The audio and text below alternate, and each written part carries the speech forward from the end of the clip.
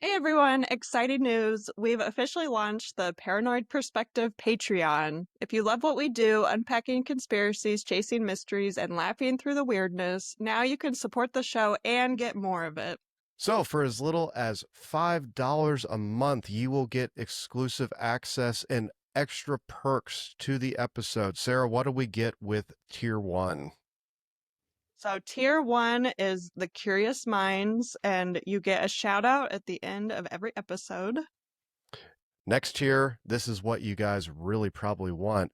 Ad-free episodes. We don't need those pesky ads that you guys are getting on Spotify, Apple, whatever else. You will get all episodes ad-free along with what else, Sarah? You'll also get it ahead of time. So before the episode releases for that week, it'll be available for you to watch or listen. So if you guys are interested, check in the show notes down below, or you can head to patreon.com/the Paranoid Perspective Podcast.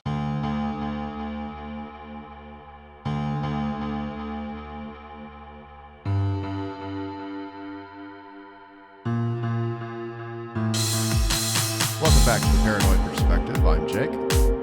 I'm Sarah. Sarah, before I talk about what we're going to talk about tonight, I kind of want to paint a picture for you. Okay. Okay, do it. Okay. Yeah. So, imagine this, if you will. All right. You move into a gorgeous mansion. It's on a sprawling 18-acre estate. Big woods in the back. Oh. There's a pool in the motherfucking basement. And everything about this place is fucking awesome. Oh, nice. But then you start to notice things. Strange feelings, disembodied voices calling from the dark, and sometimes you catch a glimpse of, there's a man, but he's really not there. A ghost? Yeah. This is Okay. Fox Hollow Farms. Fox Hollow Farm. This is an infamous Indiana property once owned by Herb Baumeister. Are you familiar with Herb Baumeister? Not really. Like a little bit, but not really. Fucking nuts, man. So listeners, that's what we're getting into today. This is what I like, because I told Sarah we haven't done a serial killer, but this is a serial killer, this is mystery, and it's fucking haunting. So it's like, dude, we're just checking all the fucking boxes, you know what I mean? Yeah. So let's do a little bit of a backstory on Mr. Herb here, Mr. Baumeister, as I like to call him. So on the surface, Baumeister, he was a husband, a father, and a businessman. He founded a couple thrift stores. It was called Save-A-Lot, except they saved money on the E, so actually it's Save-A-Lot. So, oh my God. Okay. I know, right? But in all honesty, from like an outward perspective, he seemed like the typical, family man, business owner, no big deal. Behind the facade, though, it's probable he killed as many as 25 men, if not more. Men? Yeah. Wow. Okay. Yeah. That's crazy. So, spoiler alert, yeah, he was a fucking serial killer, and he killed a lot of fucking people. Wow. So, like on the property? we'll get into it, yeah. What he did. So, like I said, let's like kind of dig a little deeper into like Herb. He was born in 1947 in Indianapolis, Indiana. His property, the Fox Hollow Farm, is actually in Carmel. Really? Ooh. Yeah. Is it still standing? Yes, people still live there. So I think next time you and I are up in Indy together, we need to take a little 30-minute trek up to Carmel to, so. Wow. Well, and the craziest part about this, when I was reading about this, like, you and I were alive when he was doing this. Like, that's the crazy part. Yeah. That is crazy. Like, anyway. Oh, no.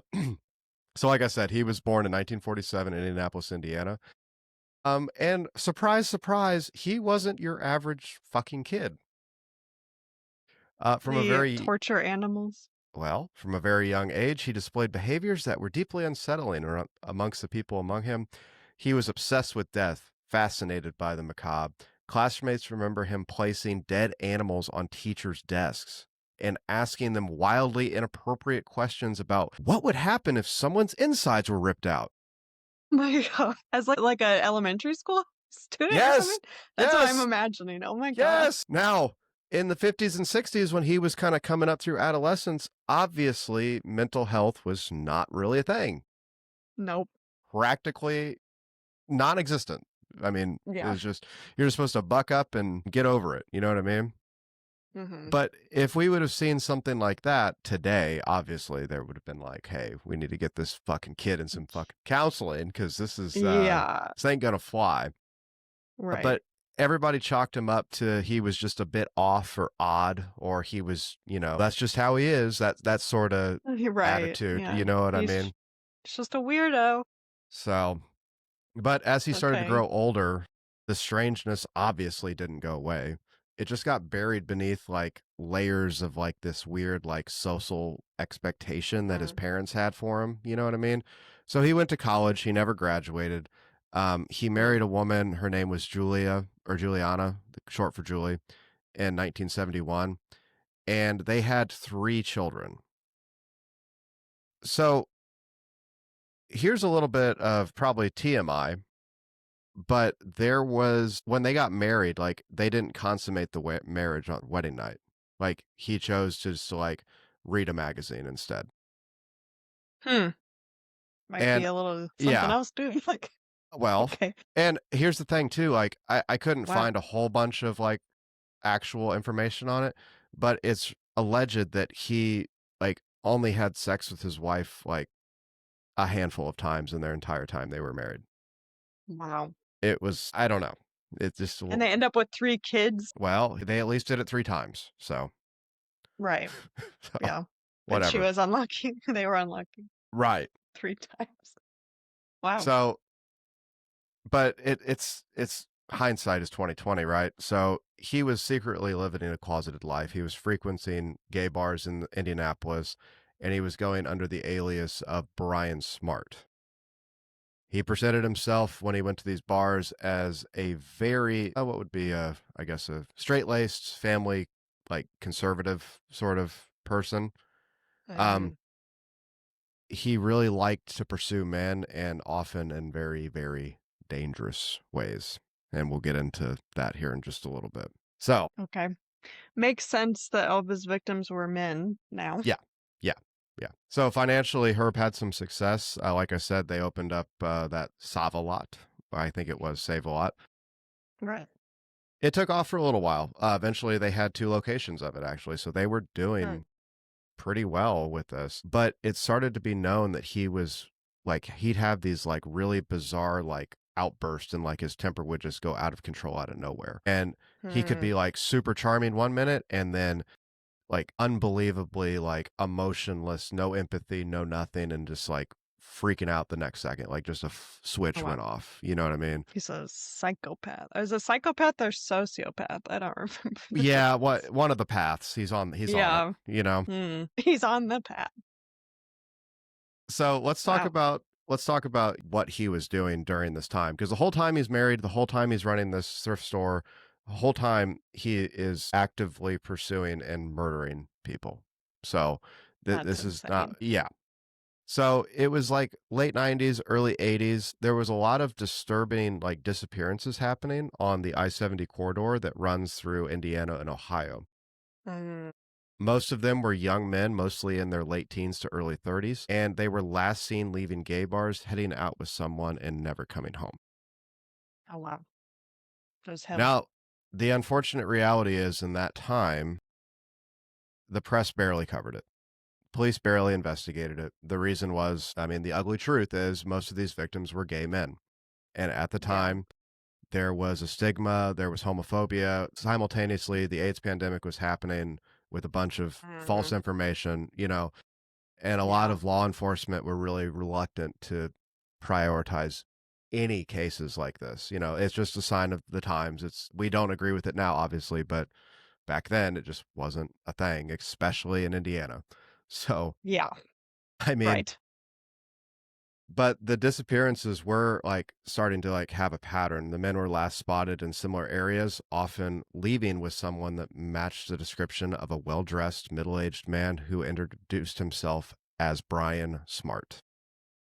He Hmm. always drove expensive cars, which seemed a little odd, but not threatening enough to like raise like an immediate alarm. Like, he was kind of weird, but it wasn't, that big of a deal. The craziest part about it is a lot of these eyewitness testimonies that you can find about these men that disappeared. Brian Smart is all over these like eyewitness testimonies, but they never had any way to like piece it together. Right. Now, Brian Smart, we are obviously referring to Herb Baumeister. That is who that was. Right. But at the time, nobody knew that. To the community, he was just a mysterious figure that would pop up and be in these witness reports, just as a casual bystander, you know? So, So all across Indiana and Ohio on I-70? You're just driving around? well, I was talking to a friend at work about this the other night, and, like I-70 goes straight through, and you can get Right. to anywhere from I-70. So it's like the perfect spot to just kind of cruise down and, you know, Yeah. pick up Wow. somebody unsuspecting. Now, there was a time where he got a little emboldened, right? So there is this really famous case of where he picked a gentleman up from a bar, took him back to his glorious estate. Now, the thing about his estate, he owned a thrift store. He was also like hoarding a lot, though. There were portions of this estate house that raccoons had infested, and like you couldn't get onto like that floor of the house. And then like parts of the ceiling were like crumbling from like all the shit and piss that the raccoons were. Oh my God. So, Wow. yeah, it's one of those like we look fresh on the outside, but it's a fucking shithole on the inside. Sarah, Right. I'm telling you right now, if I was if I was, single and ready to mingle, and I picked somebody up or somebody picked me up at a bar, and we drive back to this fucking house, and it's out in the middle of fucking nowhere, and Yeah. there's shit everywhere. Here's this fucking creepiest part. We talked about that glorious pool he has Right. down in his basement, right? In that room, he had mannequins all over the place. Oh my God. Just watching the pool. Sarah, if we went down there and he was like, "Hey, would you like to go for a swim?" No, bitch, I'm getting the fuck out of here. I'm not Right. hanging out. What Just are we like, doing, hey. man? Yeah, yeah. I just laugh nervously, like, get out of here. But anyway, this man, he was a potential victim. He got lured to his house. Apparently, he didn't really care about the state of the house. He didn't care about the mannequins. They said, I've seen a couple interviews with him. It was a little weird, but It's just a you little know, weird. fuck it, right? Okay. Yeah. He offered him drinks. They sat and talked. And then Brian Smart, aka Herb Baumeister, started suggesting an act that he really liked to perform that involved autoerotic asphyxiation. Mm, Pretty much in plain terms, I'm going to choke the shit out of you while we're doing it. If right. for those that don't know. But this wasn't like a casual, like cute little flirty role play thing. Like he got him in the pool and no shit started fucking strangling him. And Mm, just, you know, drowning him. yep. Now, the gentleman that escaped, the way he escaped was he acted like he had passed out. When he came, when Herb thought he was dead or at least passed out, he loosened up his grip, obviously, and the other Right. gentleman, attacked him, strangled him, and got the fuck out of there. He didn't kill Herb there, but he did enough to get away. Be able to get away. Yeah. That's good. That's good thinking.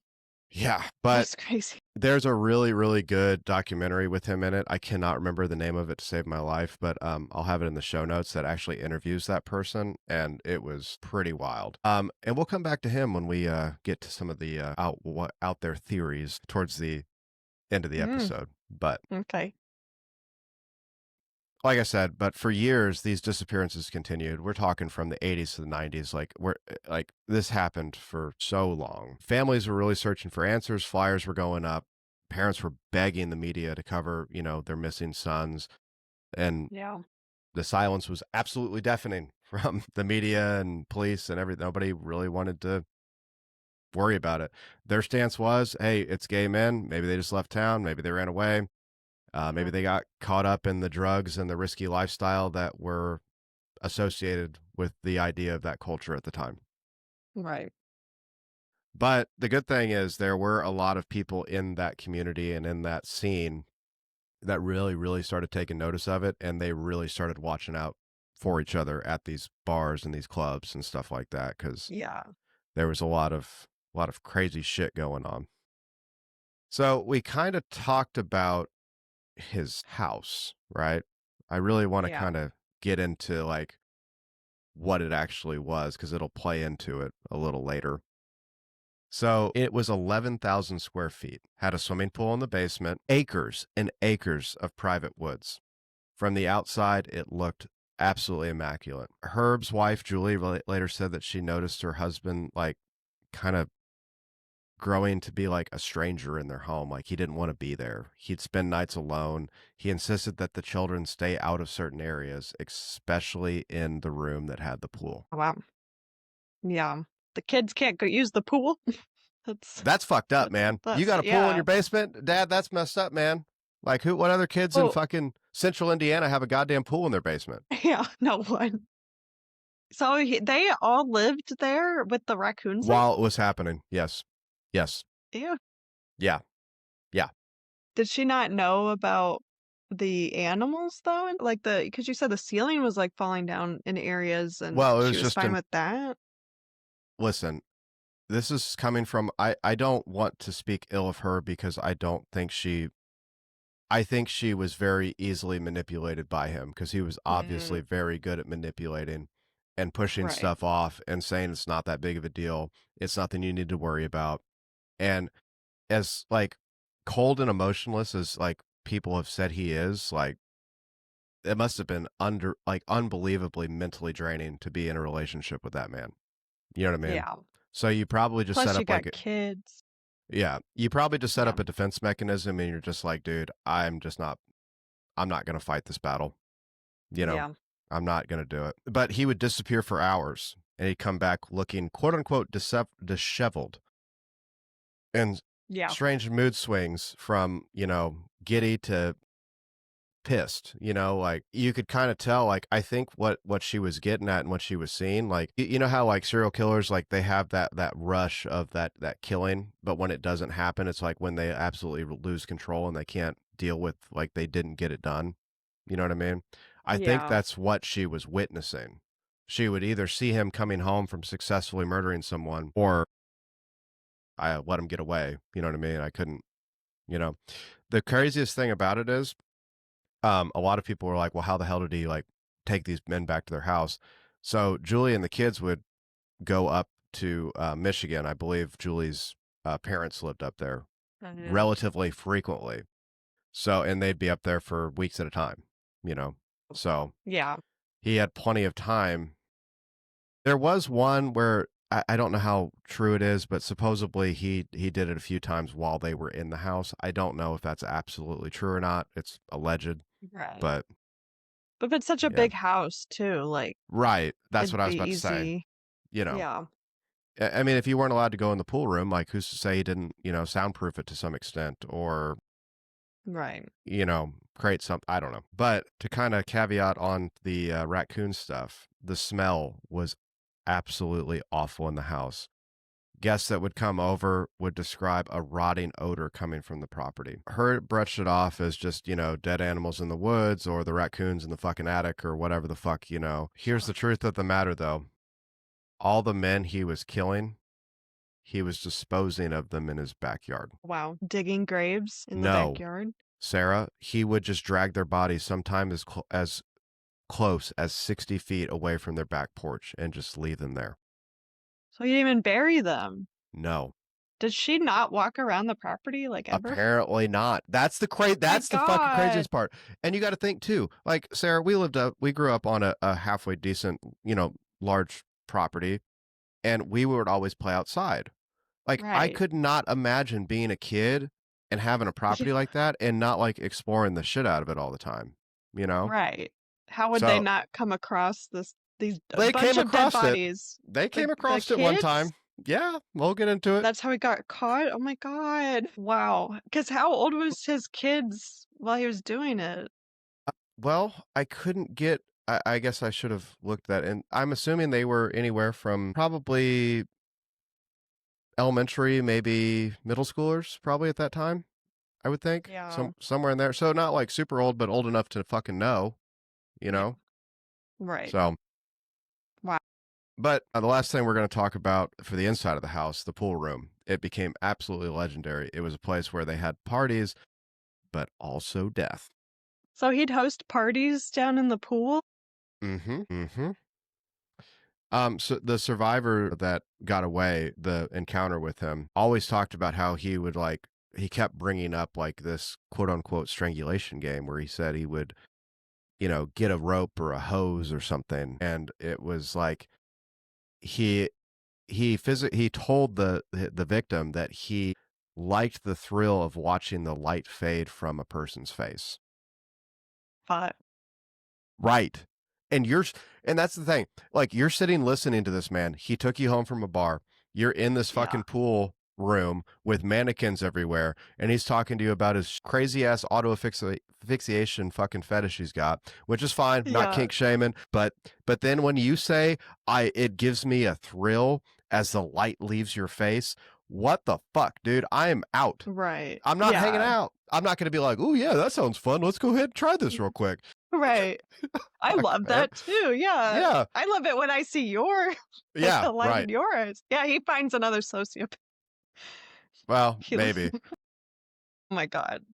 But And then you're here's stuck there though. You said it's like in the yeah, I mean, it's not like 100% secluded, but it's kind of out there. It's pretty far out there. So it's like even if you do get away, you've been drinking, you're Mhm. probably just been mildly strangled, you know what I mean? You're not going to be thinking Yeah. the most clearly. And let's say you go out to the backyard and you got fucking acres of woods you got to try to fucking navigate. Yeah. Right. Like Wow. Yeah, I'm surprised he was able to actually get away and get help. That's But good. for years, Baumeister, he operated in the shadows. But, when the cracks started to show, was the gentleman that got away. It's usually Mhm. what happens to serial killers. Somebody gets away and then everything just fucking falls apart, right? Yep. So the witness became a very key witness in the case, and he started approaching police with details, talking about the strangulation games that he talked about, the fancy house, and even Herb's appearance. Investigators were a little skeptical at first, but slowly they kind of started seeing like shit falling together as far as what That's they've been told. that's good. Meanwhile, Julie, Herb's wife, had grown Mhm. fearful. She noticed odd behaviors that she couldn't ignore anymore. Nights away, the secrecy, the constant lies. He's cheating on me. Well, Yeah. yes, he is cheating on you, and he's also killing a fuck ton of men. So, Right. Yeah, it'd be better if he was just cheating on you, but yeah. So here's the wow. thing. Police finally came knocking with suspicions. She had one choice: protect her husband or reveal what she knew, which really was not a whole lot, right? Right. So she did say that there was nothing to worry about and stuff like that the first like I think once or twice, and then eventually she allowed investigators to come onto the property. Mhm. So let's get into what they actually found at Fox Hollow Farms. Yeah. In the wooded area behind Fox Hollow Farm, skeletal remains littered the grounds. Bits of bone, teeth, charred fragments, evidence of bodies being burned and discarded. It wasn't one or two, it was dozens of bodies. So what he was doing was he would like just take them over to like a fire pit and burn them and then crush up their bones and then just try to like scatter them about. But you know how hard it In a is to burn fire a pit? fucking that's what I'm saying. You know Right. how hard it is to burn a fucking human body? So Yeah.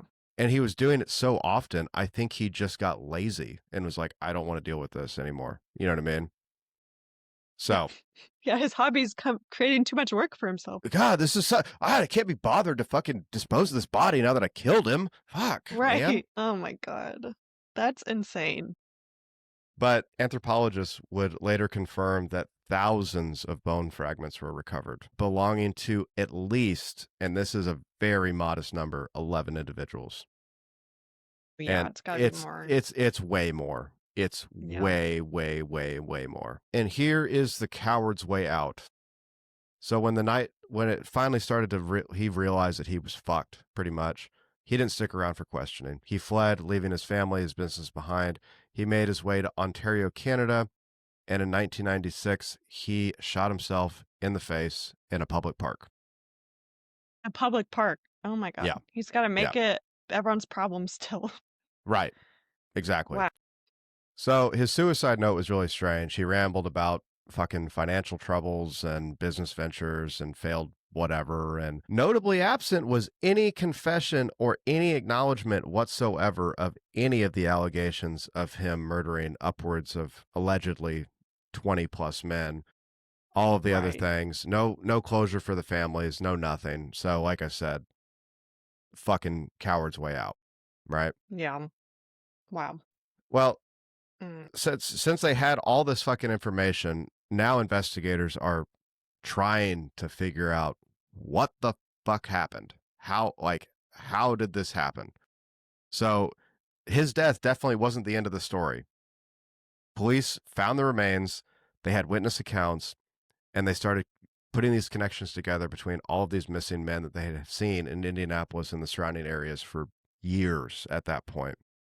Right. So authorities officially tied Baumeister to the remains of 11 men. So he definitely killed those 11 people that they have those remains for. Investigators suspect it could be at least 25. And the disappearances on the I-70 corridor, he could have just disposed of the bodies on the side of the highway Yeah. as well. So Right. according to some researchers, the number might be closer to like 50. Wow. Yeah, that's Yeah. crazy. So a lot of fucking people. Some of the remains were like way too fragmented to identify.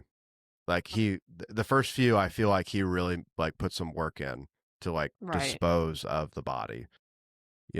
Police deliberately unreported the count to avoid a panic. I think that's kind of what they Mhm. were trying to do. They didn't want, because you got to think a lot of men in the gay community in that area had been telling them for years that people were going missing. You know what I Right. mean?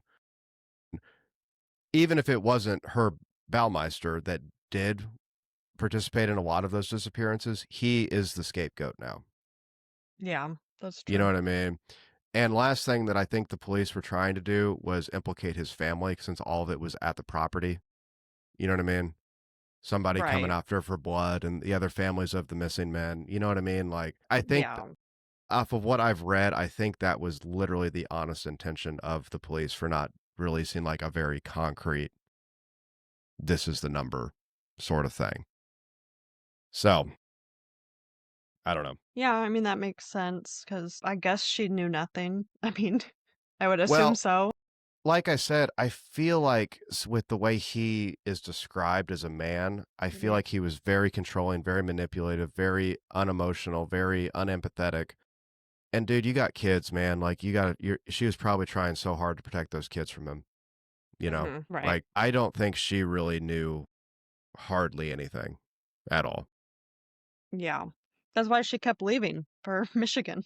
Just get away Well, from him for that's what I'm a couple saying. weeks. You see Yeah. him get away for a couple weeks, you come back and you have like a halfway decent conversation. The next thing you know, he blows up. It's like, all right, kids, bag's still packed. Let's go on back up to see Yeah. grandma. Yep. You know? Let's go again. I mean, I'm surprised like she didn't just leave for good. Well, you got to think of the culture they were raised in too in you know, Yeah.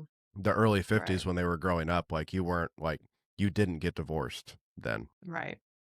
So she probably was just like, oh, well, this is what I'm stuck with. This is my life now. I'm just going to. Yeah. Anyway, the crazy thing about it is a lot of people speculate that he was most likely the I-70 strangler, the person that was reported to Mm, kill a lot of people. And this was well before he was even on the radar. Bodies were turning up in Ohio and Indiana. These men were strangled and dumped in rural areas. Some investigators believe that the work of a serial killer stalking gay men in the Midwest. But when Herb died, the authorities started linking a lot of those unsolved murders to him. yeah. I mean, that would make sense because he liked strangulation anyway, and he was already on that road. Yeah. So, Well, there was one problem with it. The timelines didn't perfectly match. Some of the I-70 murders happened while Herb had like rock solid alibis, no questions mm, asked. You know what I mean? other Hmm. patterns show that it didn't fit his like known behavior. So was it truly him as the I-70 strangler, or was it like a convenient scapegoat to kind of like kill two Oh, birds yeah. with one stone sort of idea? You know what I mean? The police did close multiple closed case files, penning it on him, and it was a dead man, so how the fuck are you going to defend him? You know what I mean? Right. Oh, Yeah. it's kind of unfortunate. I feel like he probably did participate in that to some extent, but there's a lot of other people that think he had an accomplice that was working with him during that I-70, you know, strangler days. Some believe it was his wife, Julie, who must have known more than she Really. admitted. I don't buy that. I feel like she was just a obedient housewife growing up in that era. That's what I feel like she was based off of what I've read about her. What Hmm. I think it probably was it was probably like before he started killing, he probably had like a, you know, somebody that was his lover that he was going off and sneaking off with. And they started Yeah. messing around with like audio fix, the strangulation and doing like that. And he probably like killed him. That's what I think it was. Mm. Like accidentally, and then he's like, "Oh, I like that." Yeah, I really Yeah. liked that. You know what I mean? I Right. truly think that's what happened. And that's what kind of probably started, you know. Mm. But the weird thing about it is with Julie, I mean, they lived on like in that property together. How could you not smell that decomposition? You know what I Right. mean? And like there were bones scattered everywhere. Like there's reports of supposedly, I don't think this is true, that one of their kids found a human skull and was like running around with it on a stick. I don't know if that's true. Because, I don't think your mom would be like, hey, kid, put that thing back where you got it. We don't pick stuff up like that. You'd be like, holy fuck, where'd you get that goddamn skull at? Right. You know what I mean? Unless she's in it and she's in on it. That's I what don't I'm know. saying. Yeah. But it is kind of weird. Like, how could you miss that? There's a bunch of, it stinks. I mean, maybe Right. maybe it's masked by the raccoon shit everywhere. I don't know. Yeah, But that's the strategy. That's why right. he has raccoons and then you get nose blind to everything. Yeah, nose blind. Yeah. I can't You're just smell like, the ah, rotting flesh that's 60 feet outside my door, you know? right. Especially in the summers. Like, Dude, come that's on. what I'm saying, man. Like, if anybody's ever smelled a dead animal or had the unfortunate, opportunity to smell a dead Yeah. body that's been baking in the sun, Jesus Christ, dude, you can smell it from miles away, you know? Yeah, To that's have it, weird. like I said, like not all of his victims were that close to the house, but there were definitely a few where he just kind of was just like, I'm good, just toss it out. You know what I mean? Like that's Right. literally what he did. So you would have to there would be some level of like, what the fuck is that? I need to go see what died over here so I can clean it up or bury it or Right. something. You know what I mean? Yeah, I can't believe he didn't bury them at all. Yeah. Wow. And Now, yeah, kids would definitely find stuff. exactly. That's what I'm saying. Like Yeah. I know I was and we played outside a lot together Yeah. as kids and like we had, pretty open fields and woods that was on the property we lived on and we were always outside playing. So, Right. That's very strange, yeah. I don't know. I think There she is knew more than I yeah. I don't know, man. I still kind of feel like she was probably scared into submission and maybe had like a sort of a Stockholm syndrome esque sort of thing going on. You know what I mean? Where it's like this is my Yeah. husband. Yeah, he's a little weird, but he would never like you wouldn't. I don't think you can associate that if you like have been with someone for so long. It's just they're just a little off. You know what I mean? I don't know. I don't know, maybe. I mean, maybe she knew, but he was gonna threaten to kill her or something. Like she Well, or he could have threatened to kill the kids too. yeah, You know? right. So So then she's like maybe she knew, but she was just not gonna do anything yeah. for fear. I don't know. There's a few other theories that go a little bit further that Herb may Mm. have been connected to a network of predators. Like a Hmm.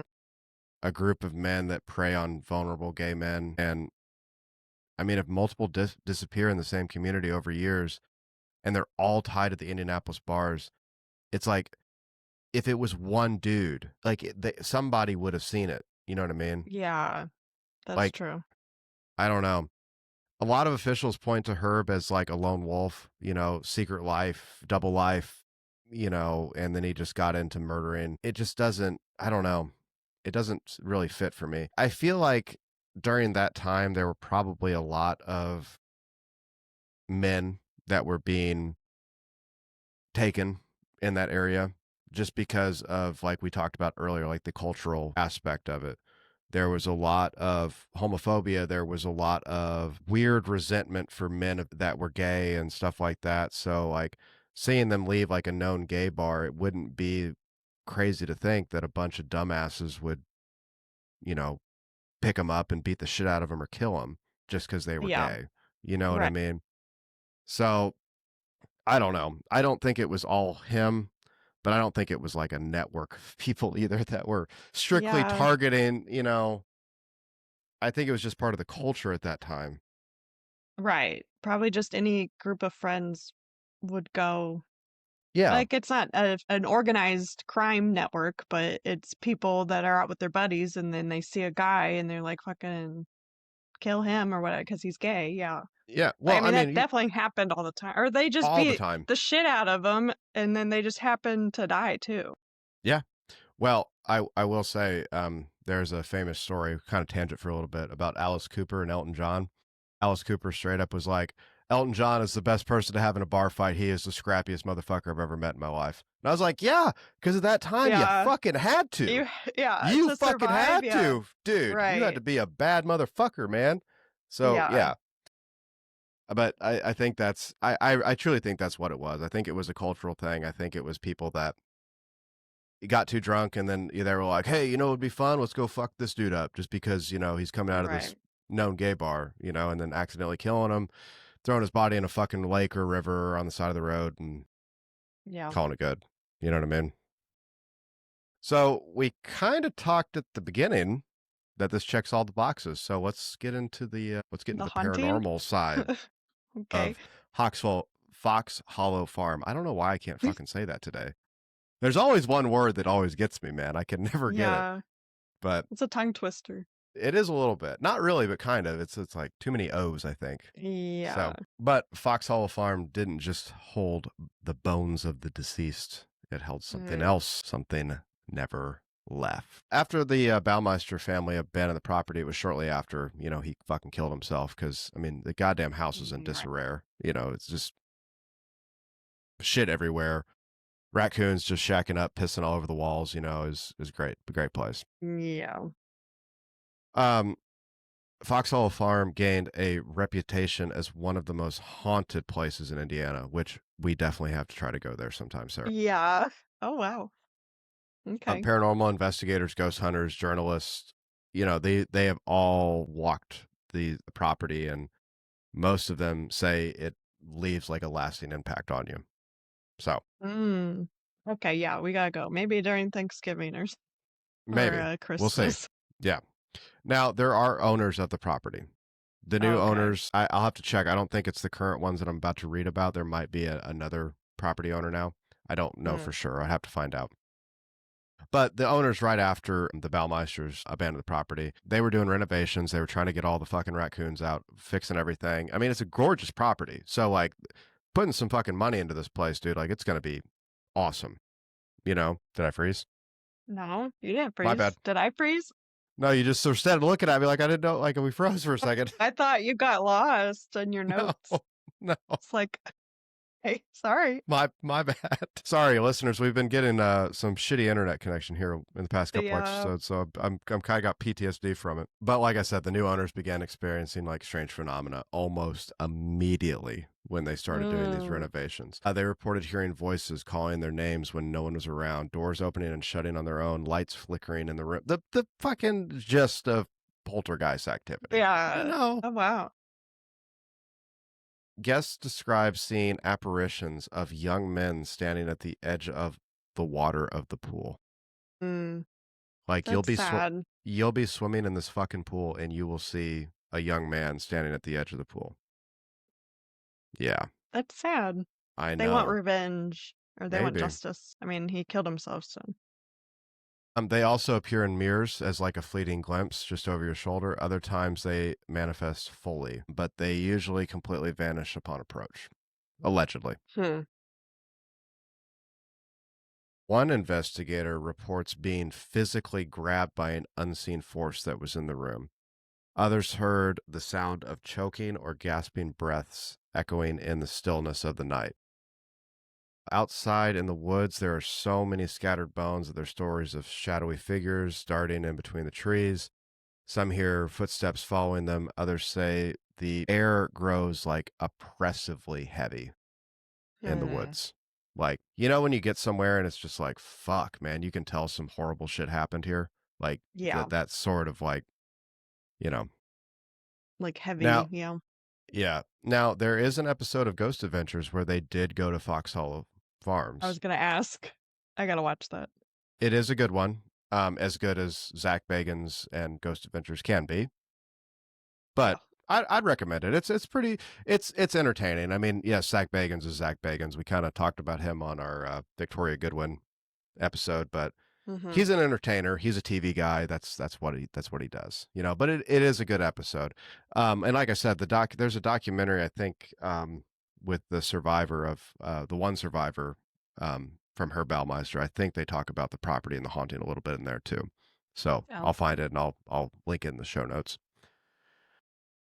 Skeptics, of course, we're just going to argue this is just power suggestion. You know, this was a homeless serial killer. Mm. You know that he killed a lot of people. You know that he disposed of the bodies here. So you're just going through your head, and it's, I don't know. Right. I guess. Yeah.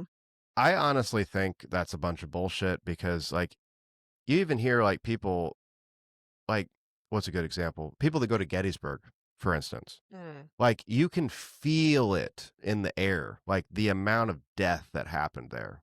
Like, it it goes back to that, like, the energy can't be, like, destroyed, it can just be changed, and, like, I Right. Yeah. I sincerely believe, like, when you have, like, that much of a traumatic thing happen, especially, like, multiple tens of people being just disposed like they're nothing into this, property, it's gotta leave some sort of, like, something there, you know? Like a scar or something. Yeah, pretty much, But believers see it differently, of course. They think the violence, the fear, the trauma, it's soaked into the very ground, kind of what I talked about, you know. Hmm. There is even a theory that Baumeister himself still lingers there. Yeah, I don't know if he'd go back to there if he went to Canada and killed himself, and I don't know. think his spirit would go back there. Maybe. I don't know. But He's still tormenting his victims.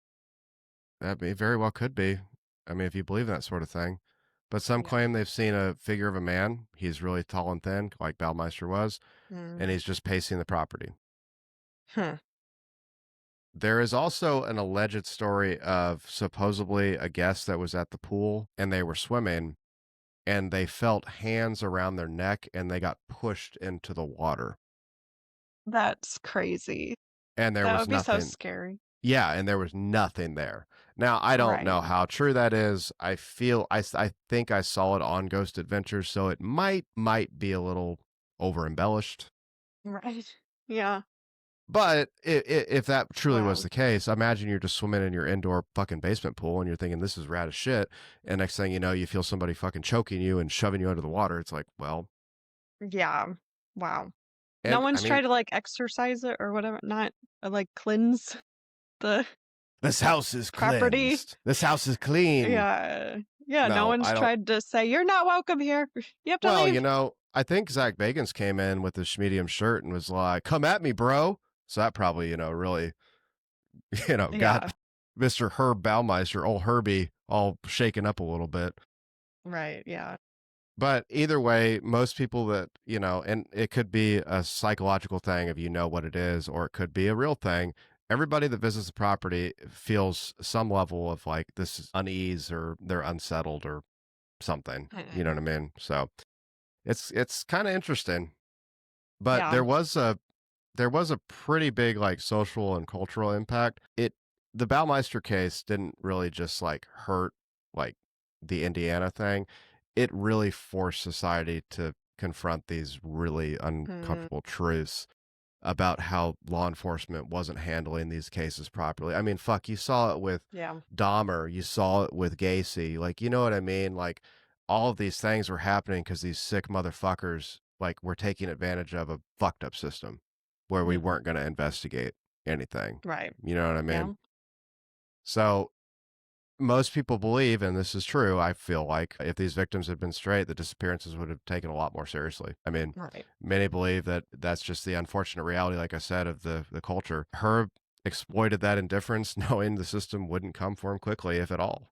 I mean, Right. Yeah. so Yeah. I mean, it's like when prostitutes die too and stuff. exactly. Yeah, Yeah. or you have people that are known drug dealers. They get, Yeah. killed. Right. It's just like, oh, fuck him. He was doing whatever anyway, or stuff like that. Now, with that, it also did remind the public that these quote unquote monsters don't always look like monsters. Like, you need to Hmm. fucking be aware. He wasn't a drifter. He wasn't like some shadowy figure. He was a well dressed, polite, but shy man that would frequent Right. these bars. A lot of the people that saw him in passing as Brian Smart, they assumed that he was either he fully hadn't come out as gay yet, or he had just came out as gay. Like, he Right. kind of was like, I want to be here, but I don't know how to act. That's the vibe they got from him. So he Hmm. didn't seem threatening when he was at these bars. You know what I mean? Right. Yeah. Seems a little like So innocent or something. Like he doesn't know what's going on. right, right. Yeah. Wow. So it's kind of that's like you got two edges of the sword there. You got the really bad aspect of it, but the good thing was it's like, no, we got to look after people and we got to make sure we're not letting these men leave with this supposedly halfway decent guy, kind of get an idea and keep an eye on your people, you know what I mean? Right. So, Yeah. Yeah, that's good, but I don't know. crazy. It was kind of wild though how well he hid it for so long.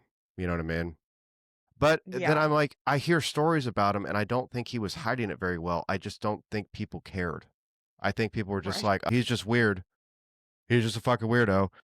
Right. Yeah, I was sitting at the coffee machine with Herb the other day, and he was like, "Hey, man, how would you feel if like somebody just stabbed you and like ripped your guts out?" And I was like, "Oh well, that really fucking hurt, and I don't really know, but that's just how Herb is, you know." Fuck, man.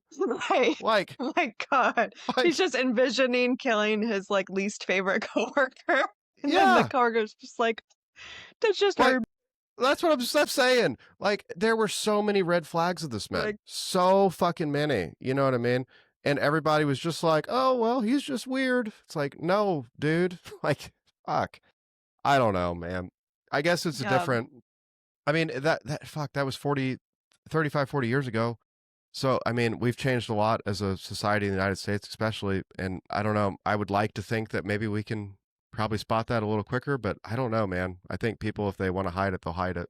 And people seeing it will see what they want to see, you know? Well, yeah. Right. If you're So, close to someone, especially, then you yeah, give them a lot of passes and stuff. So, yeah. wow. But that's what I got for Herb Baumeister, man. Pretty fucking That is wild. insane. Yeah. Wow. We gotta go. We Dude, I gotta know. go to the. I need to figure out if it's like I'm assuming it's a private owned property.